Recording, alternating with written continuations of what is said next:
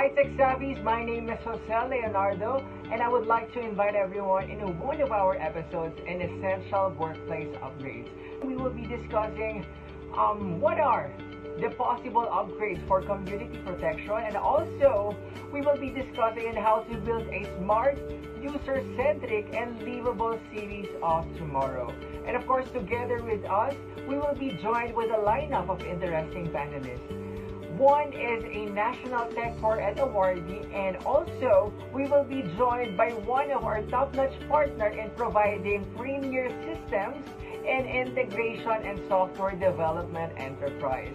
And of course, for those who would like to join us during this discussion, kindly click the registration button on the link and see you in our discussion. Bye guys, thank you.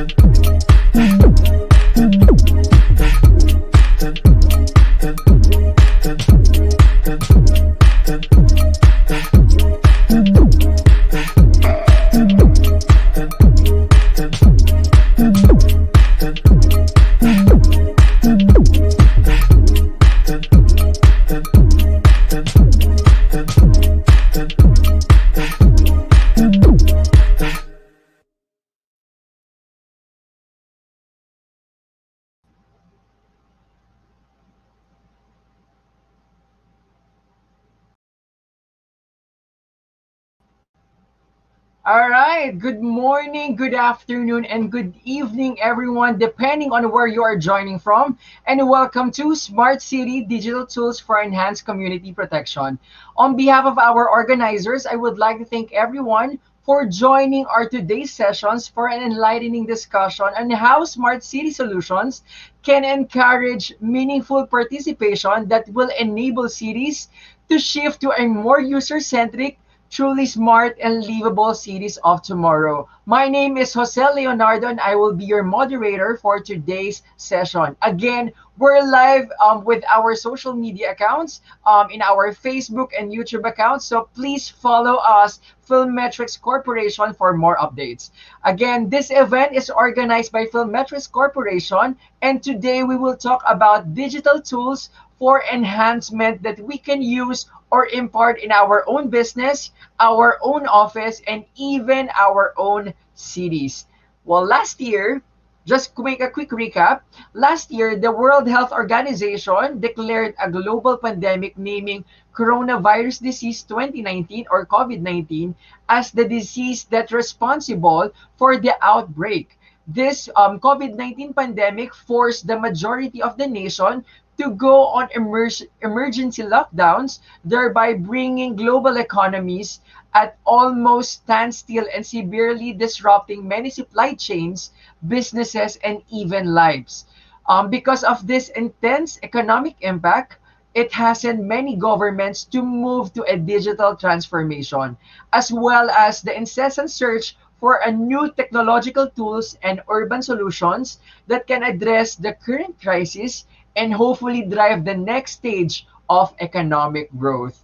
A common response among many governments across the nation and across the world to the COVID-19 pandemic has to fast track the development of their smart cities with the technological and urban innovation associated with the smart cities that can be seen that as much as powerful tools for crisis management and perhaps more importantly a source of growth and income in post COVID-19 global economy.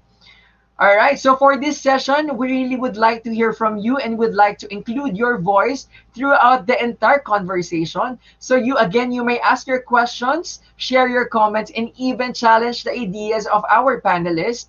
And for those who would like to ask questions, again, you must be logged in with your social media accounts and you may use the comment section below to share at any time during this webinar. Again, we will try to address as many as we can within the time period that we have assigned for this webinar.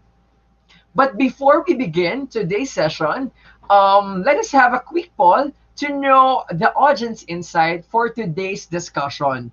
So for those who would like to join us during this discussion, kindly go to menti.com and use the code 94428031, or you may click the button on the comment section below to join us with our quick survey to know what is the heart of our viewers for this afternoon. So now the question for this afternoon is really knowing how well do you think your local government is engaging in building a smart, user-centric, and livable cities of tomorrow? Is it extremely well? Is it very well? Is it fairly well? Or is it not well at all? So those are the common questions that we are actually asking to know how prepared our local government and how developed our local government is. So to begin with, as we would like to bring and discuss more of our discussion for this afternoon, we have a very interactive session for today with a very special lineup of our panelists. So at this point, I would like to introduce our featured speakers for today so we can get into our content. All right, so first in line, we have our head of business development department for Filmetrics Corporation and Philpost Biometrics Data Service Facility. We have Mr. Joey S. Ramos. All right, hi Sir Joey. Ayan, we're now live, I believe.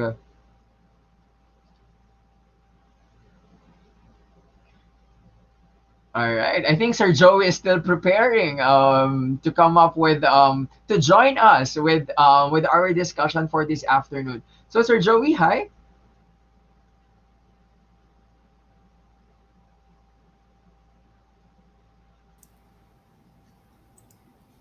Hello, good afternoon, everyone. Ayan, Hello, there you have Yuri. it. Hi, Sir Joey. Yeah, Thank you for joining us today and during this discussion. We're very much pleasured to have you during this session with us to discuss more on our topics. All right. thank you, Yuri. All right. Appreciate the introduction. So also, hello to our audience. So it's nice to be joining you today. I think we have lined up a lot of interesting discussions for today. So it's great to be speaking with you all, to be able to share my insights and experience about the webinar for today regarding smart solutions. So Yes. magandang Thank hapon you. po. Yeah. Yes, thank you, Sir Joey, for joining us this afternoon. And of course, joining Sir Joey this afternoon is, of course, a computer science graduate and master in information technology. He is currently an IT Officer 3 in Municipal Government of Carmona. He is currently the Center Manager for Carmona Tech for Ed Center. And he is actually an awardee for various awards. One is Dig Bayani Awardee for Digital Inclusion, People Choice Awardee for National Tech for Awards, Center for Excellence Awardee, National Tech for Ed Awardee, Outstanding Tech for Ed Center, QPL ICT Innovation Awardee, and lastly, Region 4A Center of Excellence Awardee. We have Mr. Angelo G. Macha. Hello, Sir Angel. Hello, good afternoon to all of you. It's nice to be here.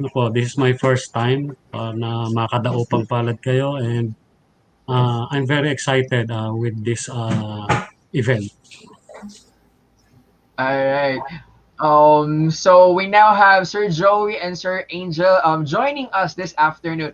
But ayan. So I believe our panelist is now ready to share their insights regarding our today's discussion, discussing how smart cities tools can enhance community protection. So before we begin, again, to those who would like to join us, please use menti.com to know the heart of our audience for this afternoon. All right. So to our panelists, again, thank you for joining us today on discussing how smart city solutions can encourage meaningful participation that will enable cities to shift to a more user-centric, truly smart and livable cities of tomorrow. But of course, Sir Angel, I believe most of our viewers here would like to see who is our National Tech for an awardee for 2019, sir. Ini-on ko yung camera kaya lang mukhang may Okay. technical technical glitch na kanina pa ako on off on. And so to our viewers out here, we're very much live, as you can see, during our discussion. So again, if you have questions with our panelists, you may use the comment section below and we'll try to address, or our panelists will try to address as many as we can within the time period that we have assigned for today. Ayan. But before we begin, again, we would like to acknowledge the presence of our panelists and to our viewers all over the nation using our Facebook accounts and YouTube accounts. There. So I believe Sir Angel is now ready to join us this afternoon. Ready, I just refresh kaya lang talagang ayaw lumabas yung camera. All It's right. okay, sir. It's okay, sir. It's okay. What matters is our discussion and your insights regarding the topics that we will be discussing. All right. So let's now proceed into our content. So, as we all know, Sir Joey and Sir Angel, industry engagement forum like this helps in uncovering insight that leads to a better planning and enhancement of urban solution. Such collaborative efforts from private sectors and professionals are crucial for developing the urban and technological infrastructure of a smart cities. So, Sir Joey and Sir Angel, what do you think are the components of a smart city and what makes a city smart in your own point of views? Sir Joey, any Okay. any All right, Yuri. Thank you. I think smart city could be used to represent the efforts, no, that in many ways describe the vision of the city. So I think as leaders of community, it's very important that we know what's our vision. So what the city would like to become in the next 5 years, 10 years, 20 years, and so. So it creates a framework for the city to innovate and to solve a variety of the following problems, no, which comprise the components, no, of the smart city. So as you can see in the slide, I have identified some components which I feel is essential, no, for a smart city. No. Okay, so let's start with the physical infrastructure. So yeah, where's that slide there? So my thought process when I started creating this presentation is that how it impacts me as a ordinary citizen, so, during this pandemic. So parang inisip ko, what if these components were in place, no, beforehand, no, bago mag-pandemic. So so can you go back to the previous slide? Okay. Yeah. So physical infrastructure. So this involves, no, we can relate to sa mga hospitals, no. So if we have available na mas maraming hospital, I think mas we could have resolved, no, yung healthcare problems natin much easier, no. And then let's move on for the digital infrastructure. So these are solutions or infrastructure that involves yung mga public Wi-Fi natin, for example. No? So, and then yung governance, no? Pakibalik po doon sa last slide. Yung governance, no? This refer to the city's administration and management. So we have seen yung mga platforms like e-government. So I think this is also important to shift your city into becoming smart. And then let's move on to public service. So very obviously ito yung mga transportation, no? So if we have such efficient utilities, no, to serve our people, no, sa transportation industry, I think we can resolve the problem in the traffic. Economy. So this is also very essential because this supports and create jobs, no? So solution that promotes e-commerce, digital banking, and so on and so forth, no? Since the lockdown, no, the digital transformation, no, was accelerated. So and it boosts the use of many people into online transaction. Okay, so the city should be ready also for that. And lastly, environment. So I think we have to promote eco-friendly environment. So the city should promote a green city. No? So to protect our environment, basically. So we can build this and create a comprehensive approach for urban planning and innovation, no, to become a smart city. Of course, there's other elements, no, other elements that can be integrated, no, to these main components that I have identified. So it differ from city to city. So it differ on how the city approach, no, and how the city envision themselves in the future. Yuri? Ah, all right. Thank you for that insight, sir. I believe that is actually what we need in building a smart cities. We have different components that makes the city smart, as Sir Joey discussed. As much as I wanted to hear Sir Angel's point of view regarding the LGU point of view, since because he is the one implementing the smart city solutions in his own local government. I would like to ask Sir Joey, with those components that you discussed, what do you think is the priority component that makes a city smart, or the major components of a smart city? Okay, Yuri. Yeah, that's a something that the LGU, of course, needs to map, no? Yes, sir. So, and then in mapping the building blocks for a smart city technology, no, it's very important that we have to develop and find a way to interconnect these components, no? And normally, of course, we need to use technology to do this. Okay, so for me, if I am to implement a smart city at a certain LGU, I would probably start with my digital infrastructure. So my back end. Mm. So I think I have a slide for that. So I like to build on my back end and then build slowly on my front end, no? Because this is the center or the core of the smart city effort. For example, we would like to establish our data centers. Okay, so comes next our networks, command center, network, internet, and our surveillance system.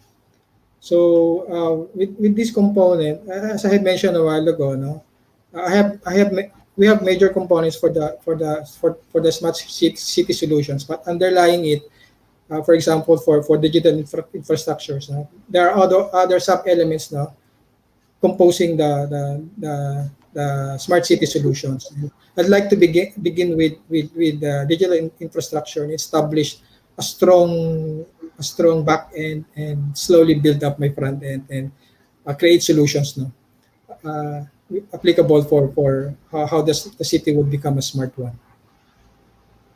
All right, that is a lot to intake. So to our audience out here, to know more about smart city solutions and to know more about infrastructure, I believe because Sir Joey, I believe most of our viewers out here is not technically aligned or doesn't know the technical terms. When you say infrastructure, what does it mean, sir? Digital infrastructure. We're Yeah, as I have referring to. Yeah, this refers to the following segments, no, or elements that I have described, no. Data centers, networks, Mm, command center, internet, and yung of course important din yung surveillance system natin. And other underlying components that comprises your digital infrastructure. So yeah, I all have just right. mentioned, I think most important and basic elements na for your digital infrastructure. All right. So to our viewers, that is digital infrastructures, what they're referring to, because I believe you will be hearing more of that throughout the entire conversation this afternoon. How about you, Sir Angel? Welcome back. How about you, Yes, sir? thank you. On your own point of view, sir, what do you think are the components of a smart city, and what makes a city smart as a point of view as an IT officer 3 for municipal government of Carmona? Yes, for me, of course, in Carmona, we are not just looking for being a smart city na naging innovative or technically inclined, no? But of course, in Carmona, because of the climate change, the rapid urbanization, and also with this pandemic, now we are urged, no po, to translate or to migrate from merely just a documentary, parang yung processes ay i-digitalize na natin, no? So yun yung isa sa naging mandate sa amin ngayon. Not just in Carmona, but of course, sa buong Pilipinas at sa buong mundo ay talagang kailangan na nating mag-convert into a digital local government or digital country or digital government. And with this, of course, this is with this rationale, no, kasama na po dito ang pagiging smart city.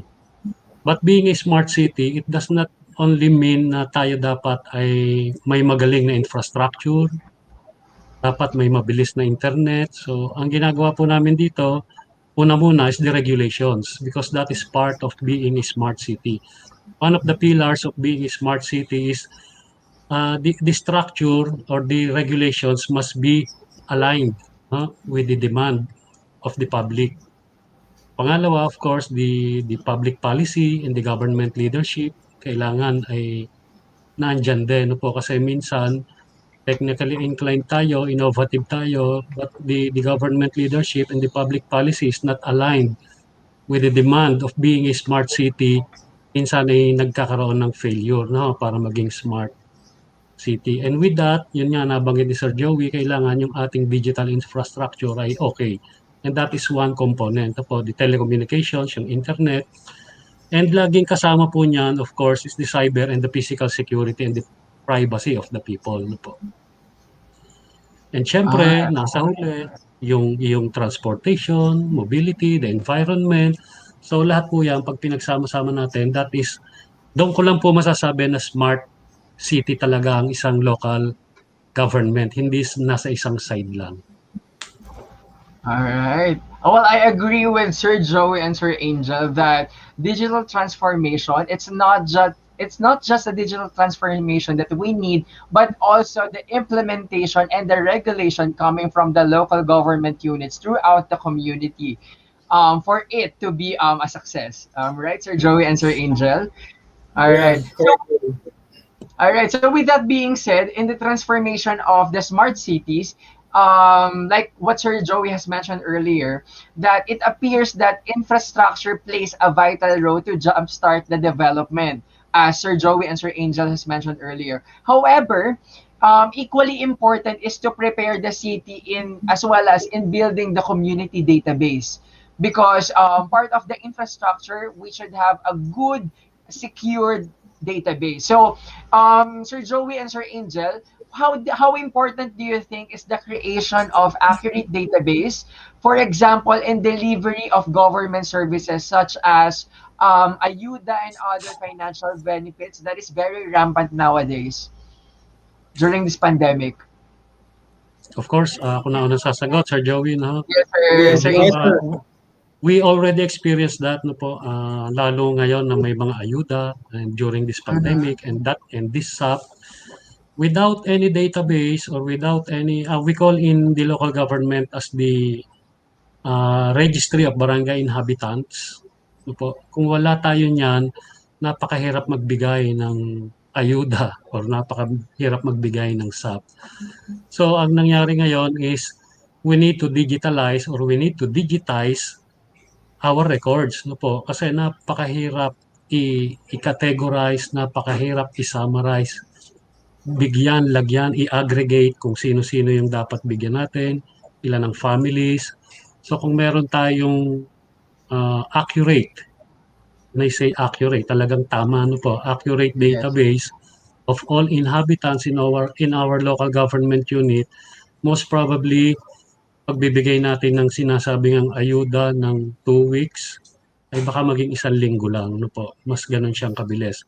And of course, there are some integrations na pwede nating gawin. As an example is the face recognition or facial recognition. Mas magiging mabilis po ang pag-identify ng mga tao, no po. Napakarami pang applications ang pwede nating gawin kung i-digitize natin ang database ng ating inhabitants sa ating local government. All So right. yun. Thank you, Sir Angel. How about you, Sir Joey? How important do you think that I'm having an accurate database nowadays? Point of view of an IT provider, solutions provider, sir. Yeah, to add what Sir Angel said, I believe kasi that people is the main pillar, no? And yung data information is key to partner with its benefits, no? So it goes hand in hand, no? So if you have the people, should go with your benefits, no? So to be able to create an efficient way of doing the distribution of benefits, no? So we have to increase yung accessibility, tsaka yung wider reach ng service. So to be and a database, no, would help you to do that, no? Especially if it is aligned with biometrics, no? As mentioned by Sir Angel, uh, biometrics like facial recognition really intensify and speed up yung benefits distributions ng mga LGU. And on top of that, this kind of solutions which is aligned with a biometrics, no, you can create real data, so it allows performance monitoring and quick response. So as we have seen with our problems, distribution ng ayuda, so mostly are done manually. So performance ng mga LGU, no, it's been criticized kasi mabagal ho talaga. And that also prevents them from making a quick response. So without a safe, secured, and a solid database, talagang mahirap pong i-execute po ito. So because of course we have to understand, no, that every LGU has its own way of, of doing or implementing these programs. But I think with the aid of a accurate database or established database, no, this will entirely ease up, no, yung kanilang, I think hindi lang naman for this time na may pandemic. Of course, no, there will be other challenges that the NLGU will face in the future. So hindi lang ngayon. So we have to prepare also for that. So dapat yung mga solutions natin is also really aligned dun sa ating database ng mga LGU. Yuri? Yes. Yes, I agree with Sir Joey and Sir Angel that this is actually the power of populating data or having a central database, because it is actually the data of the people, data by the people, and data for the people for better services and wider reach of services for them.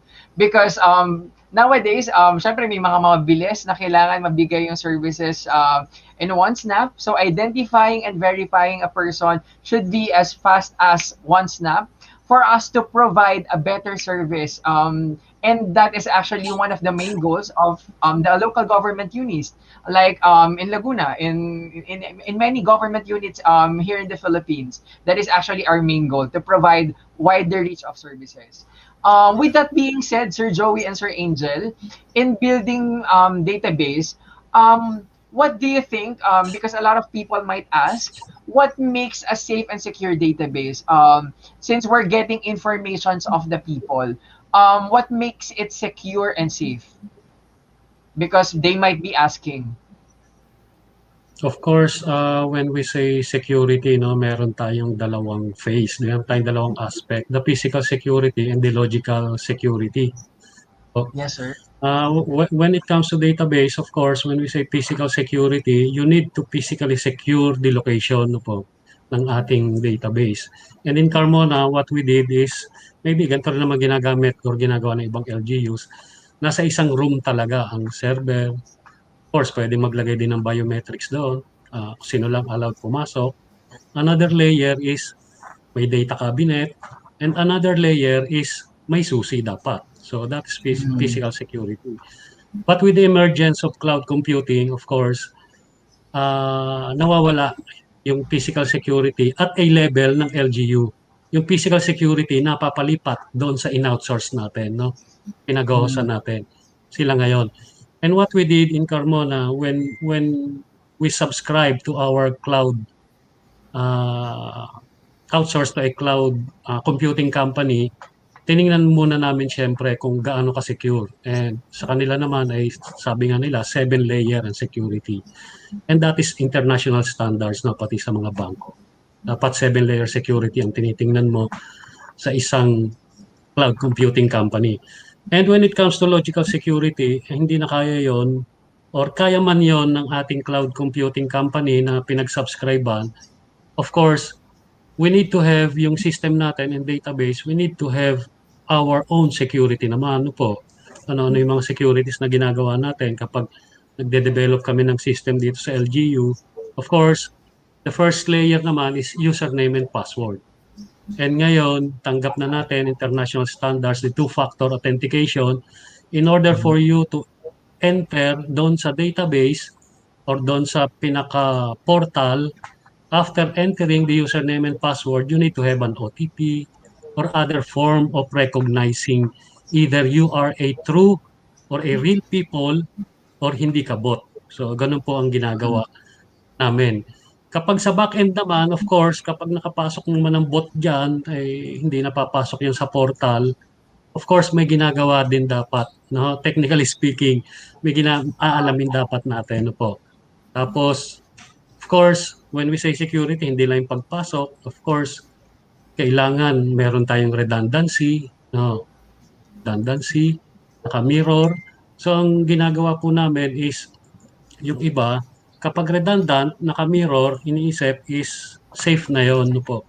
But in cloud computing, we need to have our main database, the mirror, and yung pong pinaka, ano natin, worst case scenario, meron dapat tayong read-only na database na pinupuntahan para walang makakapasok na iba. Kung ano mangyari doon sa dalawa, ay meron pa tayong pupuntahan. And that is part of the ISO 27000. Po, doon po ay kailangan alam natin kung paano ang ginagawa kapag meron tayong emergency cases, no po, when it comes to information technology or ICT. So ganun po yung sa amin, ginagawa namin. Hindi ko alam kung ano yung ginagawa ng ibang LGU. Other LGUs. Well, I agree with Sir. Gaya nga nasabi ni Sir kanina, it's not just the infrastructure that is matters in this transformation, but also the implementation, the governance within the local government units on how they will proceed or implement this kind of digital transformation within their vicinity. How about you, Sir Joey? Any take regarding this security wise? Well, I think Sir Angel explained it so well now. But I'd like to dwell um, on ways to uniquely identify the people. Okay, so Access, this right? report, yeah. So, kasi this is very important. It increases the integrity of your database. Mhm. So so this actually resolve the inconsistency and duplicate records. So how shall we do it? So we do it with the aid of biometrics.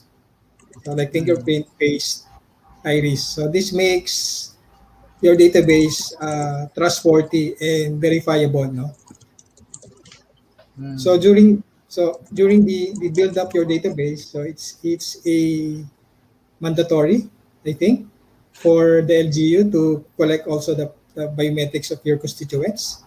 So to make it verifiable, no, for future applications. No? So Yes, I think that's the value of enabling your database with biometrics. biometrics capture as well. All right. Well, actually, I agree with Sir Joey. With that being said, pag-combine ko na yung sinabi ni Sir Angel and ni Sir Joey, imagine having the services of the LGUs with biometrics, identifying and verifying a person for ayudas, for medical assistance. If aalamin natin if you're talagang taga Carmona, taga Laguna, it'll be easier. It'll be easier for us to track and for us to know if we're dealing with the right person, if we're actually providing the services to the right person with the use of their biometrics. All right. So thank you for that. It's actually a good thoughts or take that integration of biometrics with the current services that we have, it is actually a good transformation for this smart city. So moving forward, Sir Joey and Sir Angel, as we all know, as a culture, we tend to believe that in the power of technology, it is not surprising that we want technology or we want to use technology in tackling social problems such as crimes. That is very rampant nowadays. But as we all know, crime is very complex and multinational or multidimensional phenomenon. Because not two crimes or no two crimes are exactly alike. Sometimes it actually happens without even a warning. So now the question for our panelists is, how do you think smart city technologies helps the community protection? And will smart city technologies prevent social problem like crime before it actually happen? Sir Joey and Sir Angel? Ako na muna, Sir Joey. Go ahead, Sir sir. Joey. Of course, the first thing that will come into our mind when it comes to peace and order, no po, security Mm, ng tao is yung CCTV, no po. CCTV. So yan po yung unang papasok sa isip natin.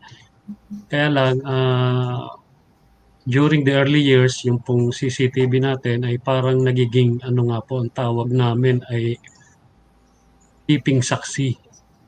No? Kasi nakikita lang pero Yung hindi talaga fully nagre-report. recognized. Oo, tapos Yes. pag nag-ano kami, pag nagre-review na, napakatagal talaga. But kung i-integrate po natin ang biometrics, yung mga face recognition, mas magiging mabilis just like your company is doing no po. Nakita ko naman kung gaano kagaling yung face recognition ay pati yung analytics ay ang galing. Magaling na po talaga ngayon. Hindi po tulad nung araw na nagsisimula pa lang tayo. So, yung technology ay talagang, sabi nga natin, one of the components to be a smart city po talaga. No? And maybe that will be the main pillar. No po? Kaya tinawag na smart city. And sa peace and order, kung meron tayong mga ah, talagang sabihin nating high-tech na technology when it comes to CCTV cameras, hindi lang yung hardware mismo, the software that will be integrated with that CCTV ay mas magiging accurate. Ang decision making ng nasa LGU ay hindi pa tsamba-tsamba dahil alam naman natin ang face recognition parang thumbprint din yan, no po. Hindi nagkakamali. Maliban na lang kung siguro nga hindi ko pa na-experience kasi baka kahit baguhin ang muka, maliban na lang yung korte, mata, ay padukot niya mata niya ay baka mas hindi na makilala, no? Pero Yeah. napakalaki po talagang factor ang biometrics. All Yun right, po. Sir Joey, what's your take? Yeah, I agree with Sir Angel. In crime prevention, we have to be proactive. Oo. Okay, and then most of the experience of the LGUs in dealing with it is reliant sila doon sa CCTV nila eh. So for those who does not have, medyo talaga mahirap kasi talagang you go back to or you rely heavily dun sa enforcement. But with the use of CCTV, malaking tulong for the LGUs, no, for the community. So actually today, we take this opportunity, no, to introduce to you our product, Smart View. So what does a Smart View? So actually, a Smart View is a software, you know, that enhances the capability or existing, no, CCTV. So what it does is that it captures a live capture. No? So of course you have the camera, and then once that person capture po siya like through streaming, so automatically our software recognize, no, yung kanyang identity through his or her face. Okay? So aside from that, it also displays yung kanyang demographics. So uh, in real time, you can see yung kung naka-enroll po siya sa database, ma-recognize niya po yung kanyang demographics like yung kanyang pangalan, and then even yung kanyang age range and emotions at the moment na na-capture po siya ng camera. No? And of course, what's good thing with that, you don't need to play back. So if, for example, you're searching for someone, kung may meron kang suspect, so you May can hustle, just search. may Yeah, wanted, yeah. for example, no, you just need to search for that person's name, and then i-display niya yung mga moment, no, na na-capture siya ng camera. So that easy. So yun nga, struggle kasi ng mga LGU and any enterprise that uses CCTV without this kind of analytics or facial recognition, mano-mano mo nilang ipi-playback po ito eh. So kung meron kang na-incident na-encounter, for example, may crime na nangyari sa isang lugar, capture po ng camera, no? So na-report siya 1 month after. So you need to go back. Kailangan mo i-playback ko yung snapshots po, ng footages po ng incident na yon. But with these solutions, no, we're proud to say na we can resolve that.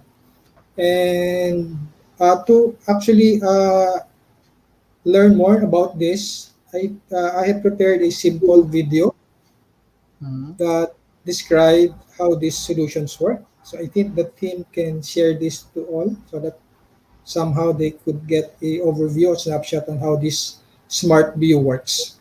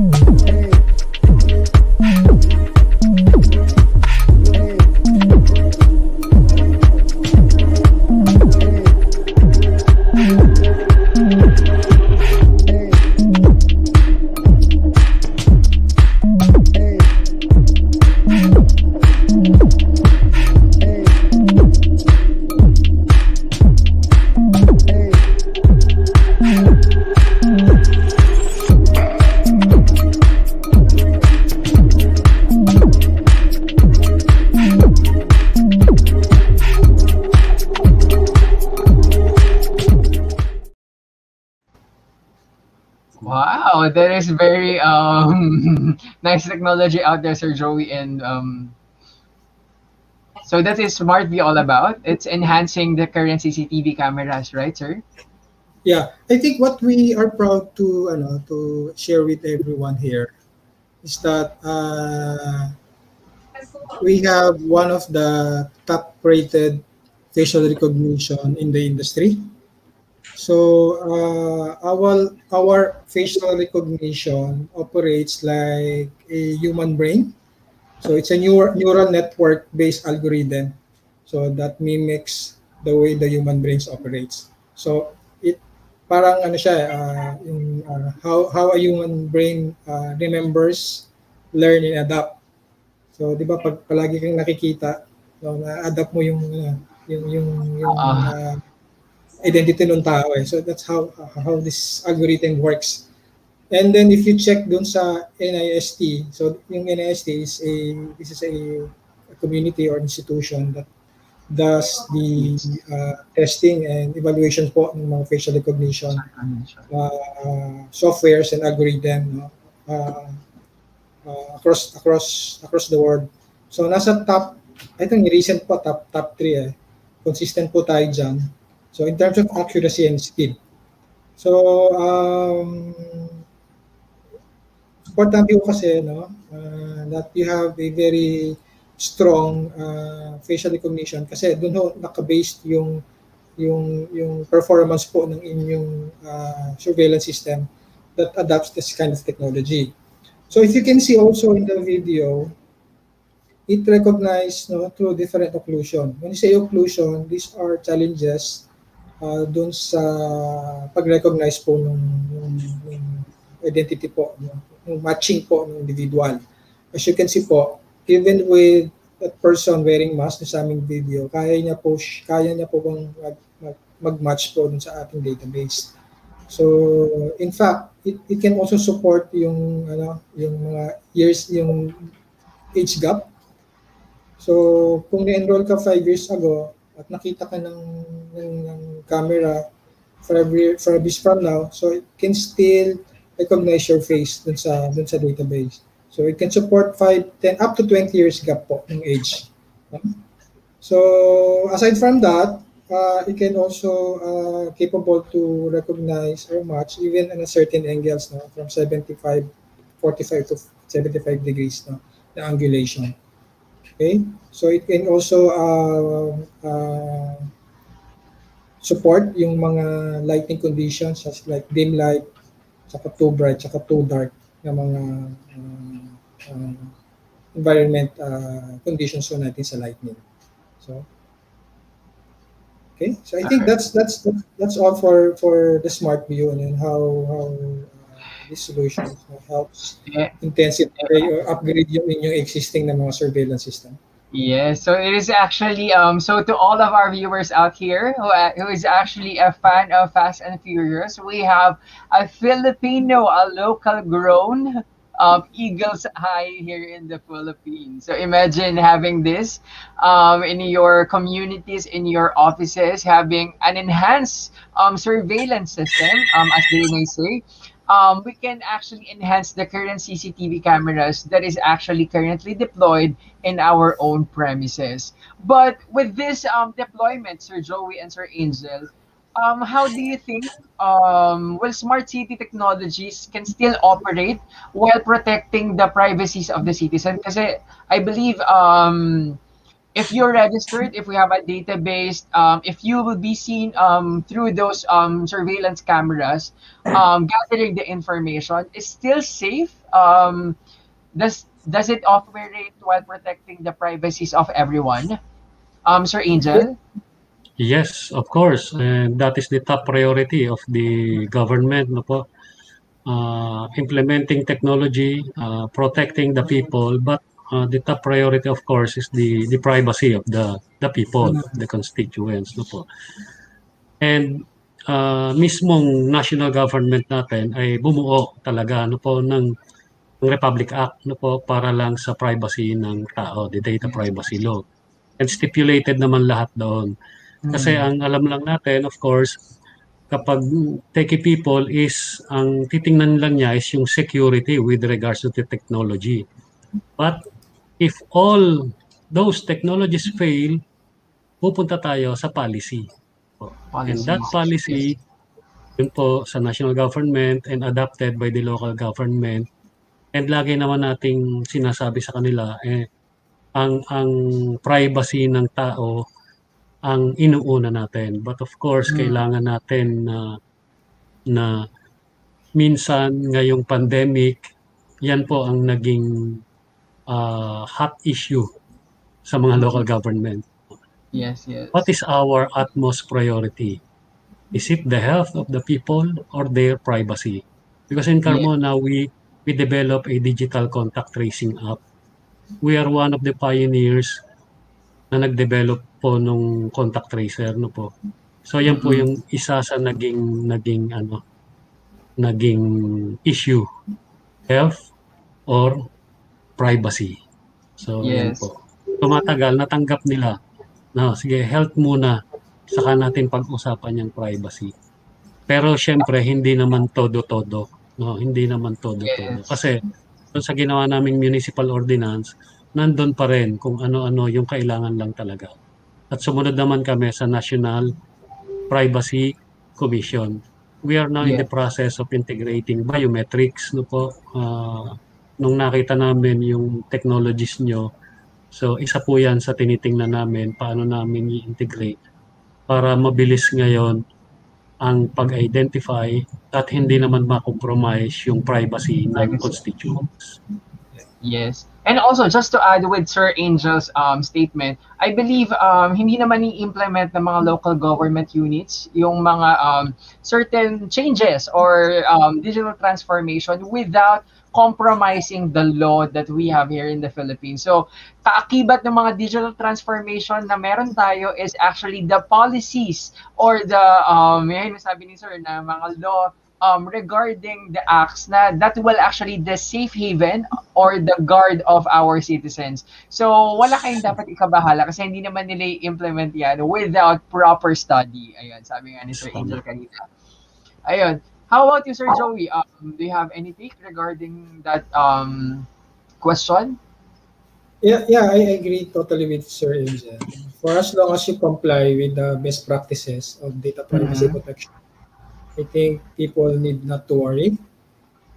So basic lang siguro na pwede ko idagdag is, and most of the organizations are doing this naman. They normally assign a DPO, data privacy officer, that acts as the main person that administer these data privacy protections of the citizens. No?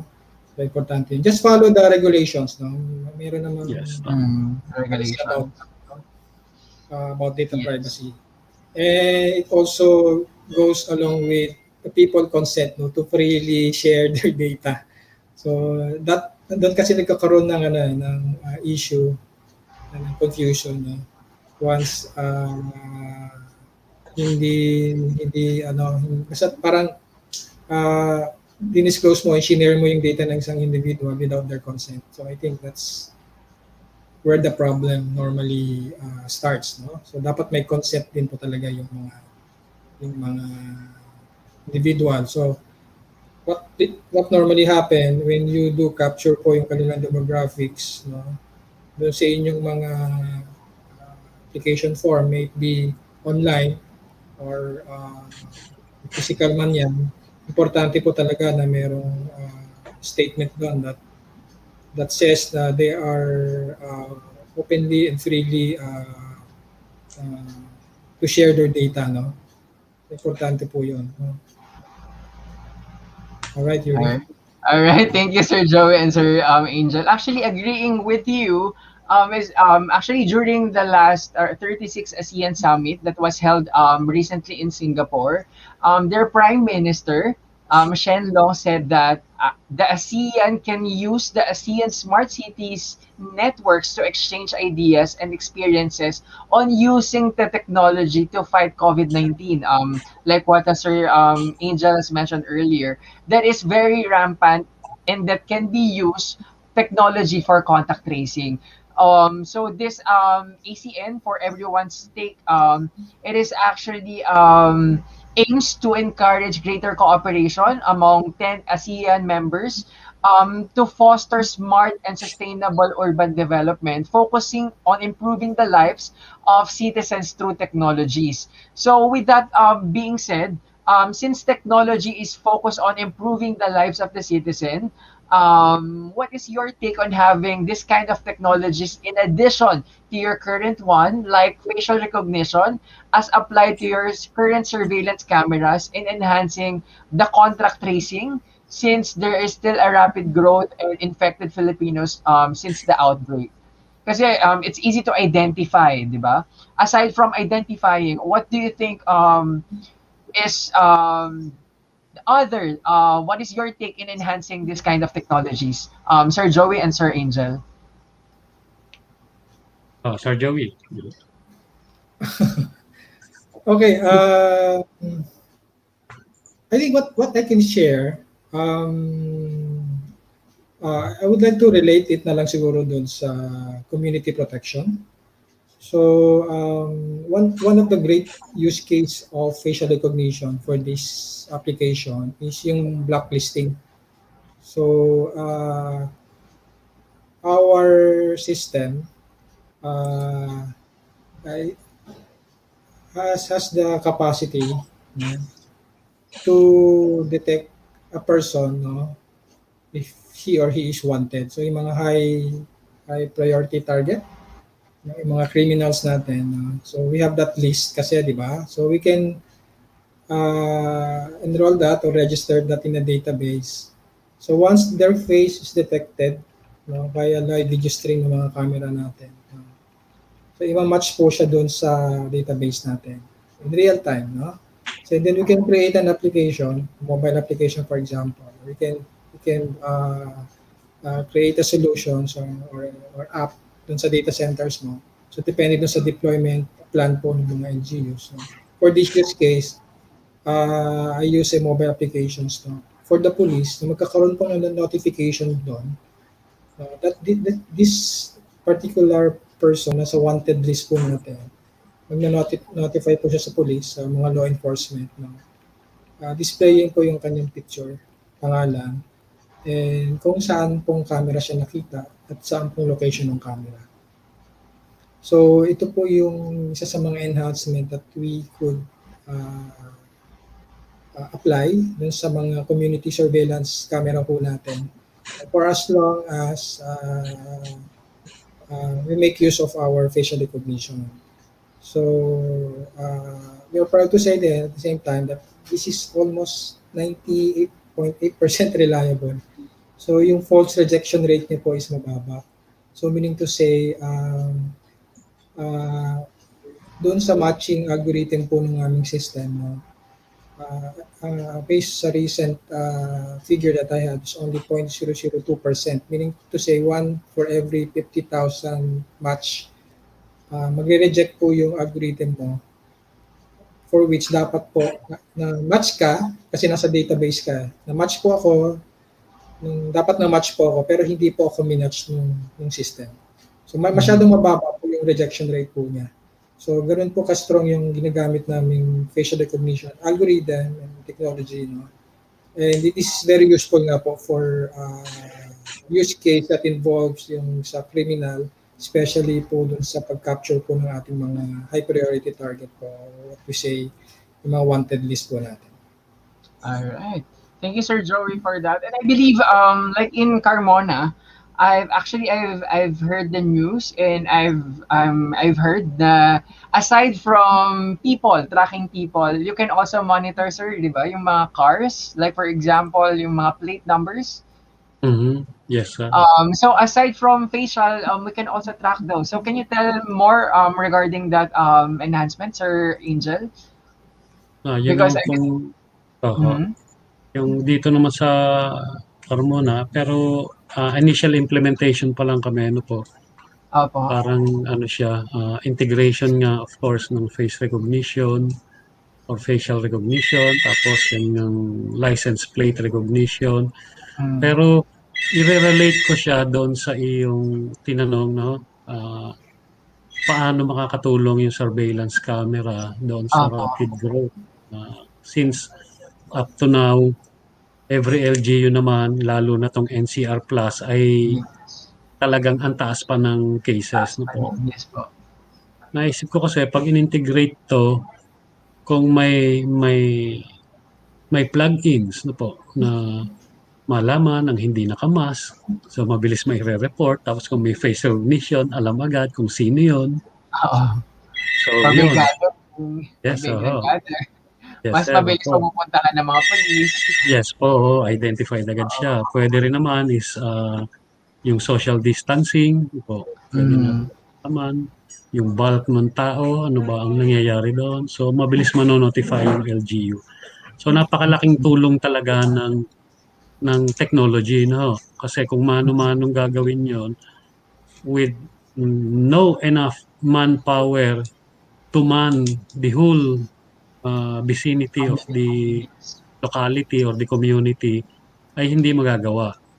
So Mm. kung meron tayong CCTV dyan with analytics for social distancing, for the people who are not wearing mask, and that technology siya ang magre-report para sa atin. So kung meron tayong 200 cameras, parang meron tayong additional Manpower for 200 different manpower locations. na tumutulong sa atin.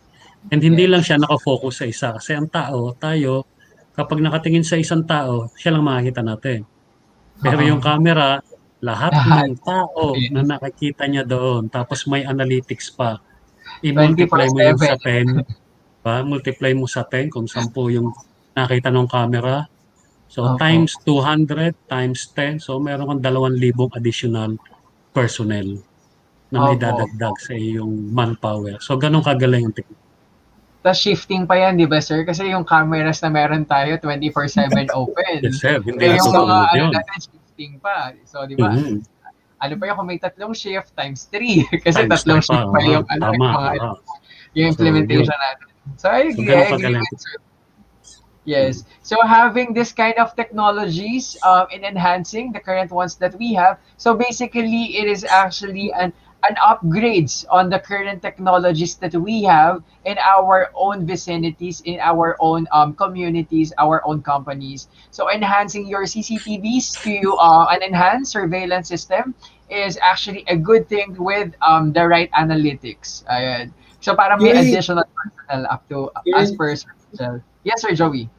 I forgot to mention this. Siguro let's differentiate ourselves with the current CCTV applications. Kasi Yes, sir. there are also available analytics, no, dun sa mga mga CCTV vendors or CCTV uh, devices. So iba Yes. diyan actually meron namang facial recognition.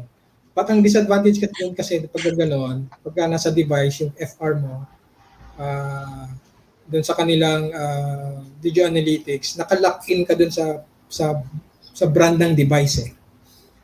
So kung gumagamit ka ng certain model o certain brand ng camera, so naka proprietary yung analytics niya doon sa brand ng camera. So wala kang flexibility to expand yung mga other applications na binanggit nga ni Sir Angel, no? Para enhance mo yung capability ng camera mo to other use cases, no? So for our facial recognition, sa separate kasi ano to eh, hindi siya naka-integrate doon sa, I mean hindi siya naka-lock in doon sa device. So kahit anong brand ng camera, flexible tayo. So I think kung merong almost 99% compatible yung ating facial recognition engine doon sa mga available na camera sa market. For as long as this is an IP camera, no? So yun yung difference ng dalawa, no? So kasi yung mga audience natin, I think, if they are familiar with CCTV framework, meron namang pong mga analytics that would include facial recognition, yung mga camera devices natin. So that differentiate us from this device-based algorithm that does a facial recognition. Alright. So maganda talaga na magkaroon na, alam mo yun, consulting a professional in enhancing a certain system or having a database, having kasi iba talaga yung nagagawa pag professional yung gumawa, hindi yung sariling salpak lang. Kasi there's still integration that can be done and enhancement depending on what's the current need of the certain company or the certain community or the certain local government unit that is asking for that enhancement. So with this being discussed, Sir Angel and Sir Joey, I believe madami sa nanonood natin will be asking, what do you think are the roadblocks, the development process in transforming a city to a smart one?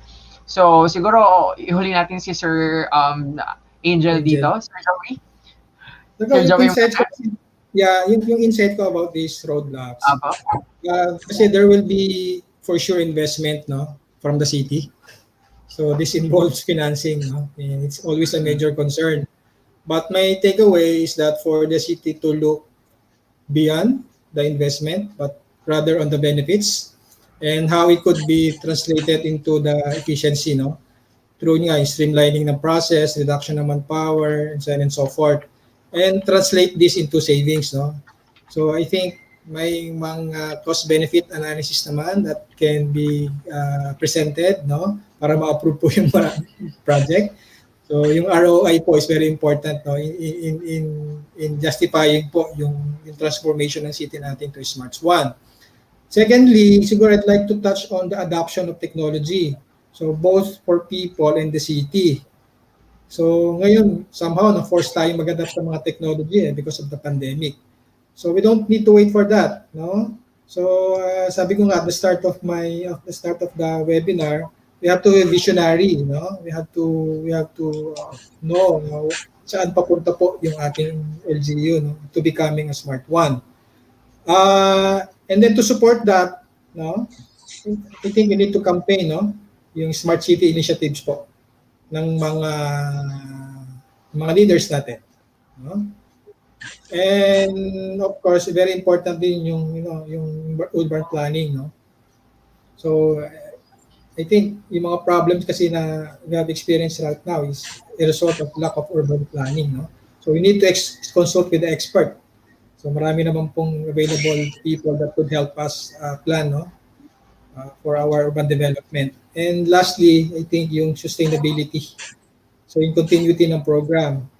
So I don't like to touch on politics, pero I think importante na for every leadership or changes of leadership, dapat there should be a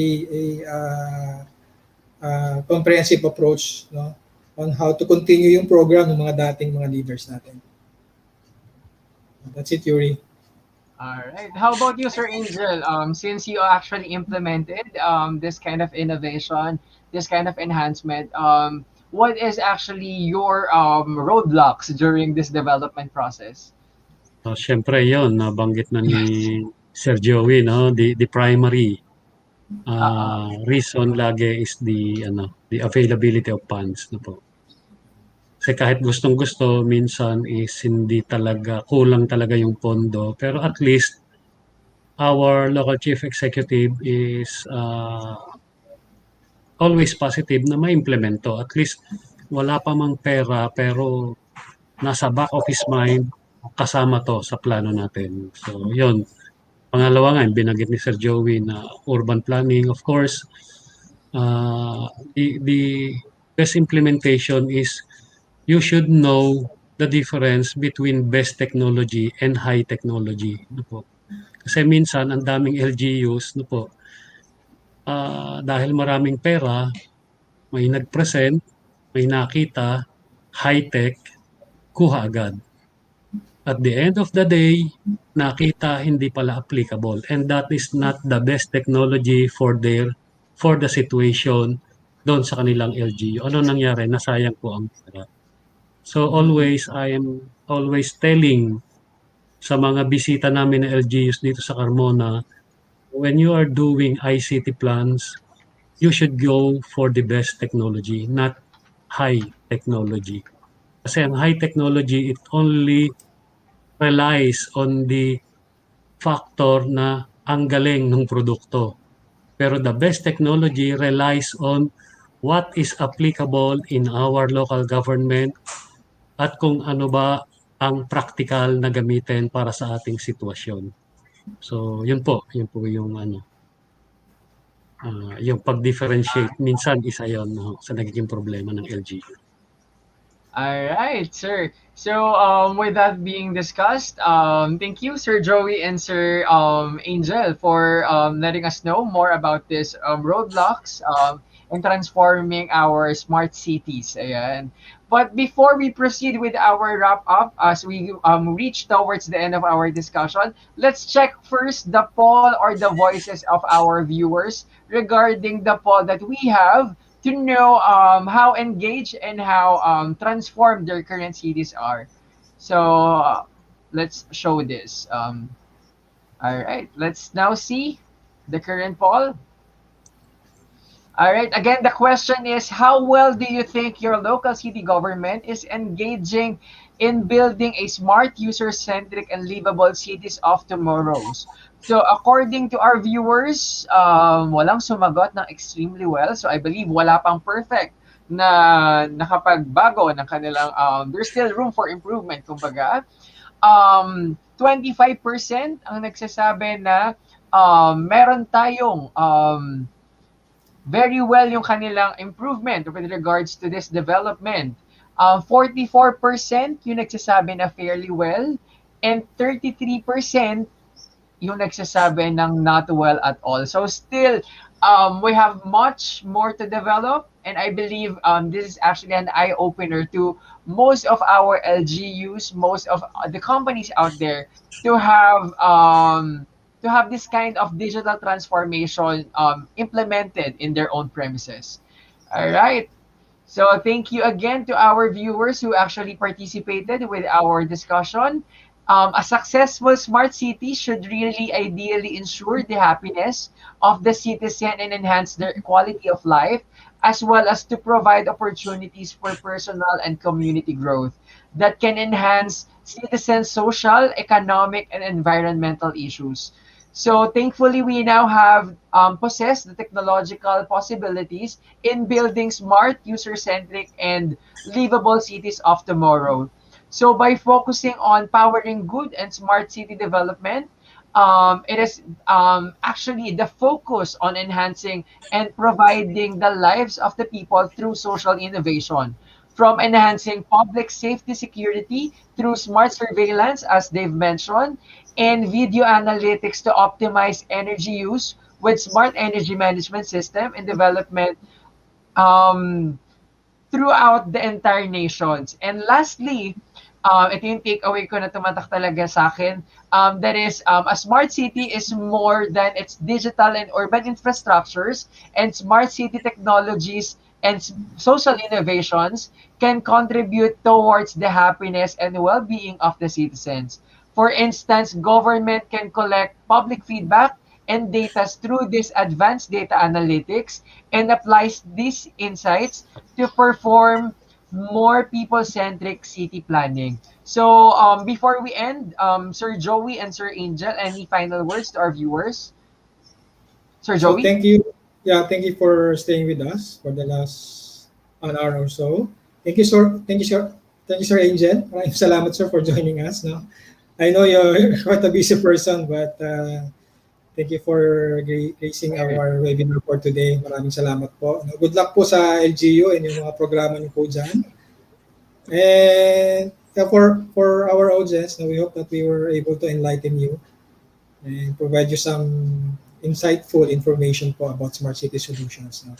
And then as a company for Filmetrics Corporation, so we will continue to innovate. We will continue to help solve community problems, no, by introducing more solutions, no, aligned in our advocacy to support identity management. So we've been in this industry, no, for the last 11 years, no.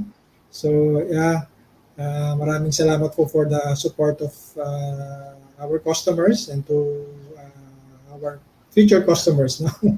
So to reach us, you can check our website. Search lang po yung Filmetrics sa Google. And then you can find yung aming mga solutions, no, and what we can do, no, to your community, to your respective LGUs.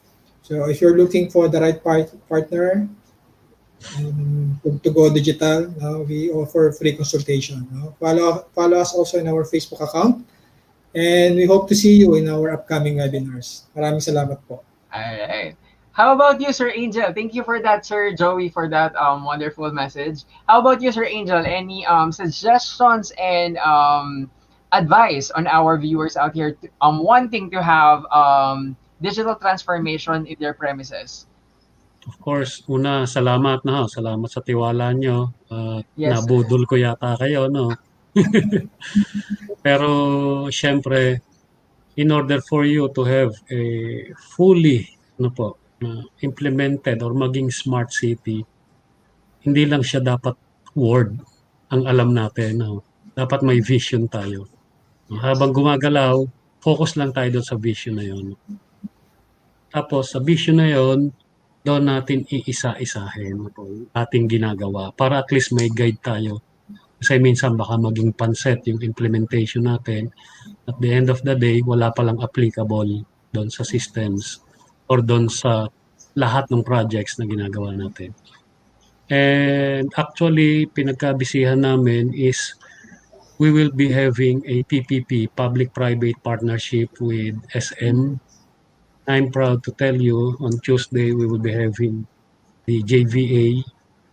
Tapos, hindi ko alam yung isang terminology. But 2 years from now or 3 years from now, I will be inviting you not in this building na nakita nyo, pero sa bagong smart building ng aming local government.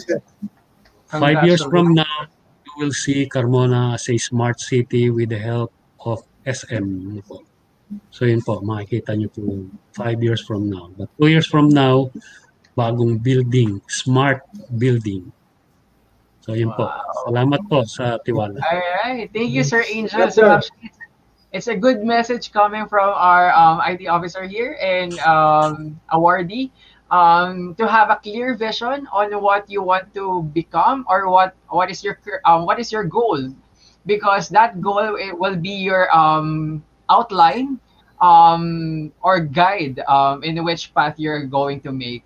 So again, thank you to our featured speakers for today's session. We will talk more about its modules, and possible upgrades on our next episode in Smart City, digital tools for enhanced community protections. Again, this is all the time that we have for today's session. Please look for a follow-up email that will alert you on the demand status of today's event, that you can review any materials you've missed, or you may use it for your future reference.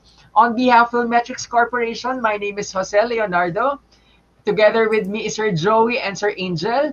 Thank you for joining us today and have a great day, everyone. Stay safe. Stay safe, Thank you guys. po.